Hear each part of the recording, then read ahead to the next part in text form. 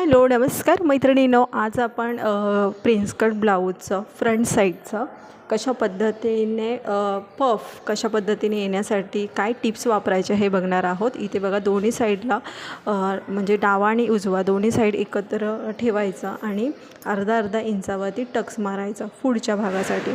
त्याच्याने काय होतं, पफ खूप सुंदर पद्धतीने येतो. हा वेल्वेटचा ब्लाऊज असल्यामुळे ह्या गोष्टीची खूप जास्त काळजी घ्यायची की प्रॉपर आपला शिलाई बसली पाहिजे ह्या पद्धतीमध्ये. आणि त्यानंतर हे जे आहे टक्स जे आपण ब्लाऊजला फ्रंट साईडला करणार आहोत ते दोन्ही पण समान असणं गरजेचं आहे. म्हणजे मागं पुढं नाही पाहिजे, दोन्ही पण डावा आणि उजव्या साईडचं समान असणं गरजेचं आहे.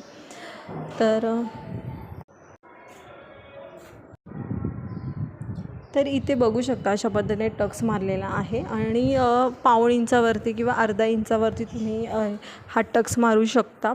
आणि तो जो मारला ना त्याच्यानंतर तुमचा प्रिन्स कट ब्लाऊज आहे ना खूप सुंदर पद्धतीने पफ येतो.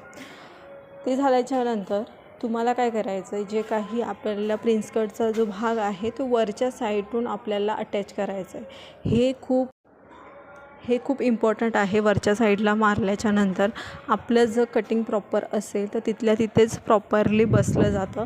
जो तुमचं कटिंगमध्ये मिस्टेक असेल तर जो भाग असेल तो कमी जास्त होईल. तर कमी जास्त न होण्यासाठी आपल्याला कटिंगमध्ये खूप जास्त लक्ष ठेवून करावं लागतं.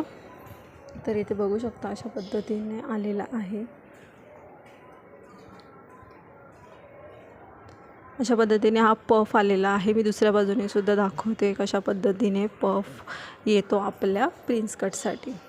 जर तुम्ही अशा पद्धतीने प्रिन्स कट ब्लाऊजला अटॅच केला तर तुमचंसुद्धा खूप सुंदर पद्धतीने प्रिन्स कट ब्लाऊजला पफ येणार आहे आणि कस्टमरसुद्धा खुश होतील आणि तुमच्याकडे सारखे येतील. बघू शकता दोन्ही बाजूला मी कशा पद्धतीने प्रिन्स कट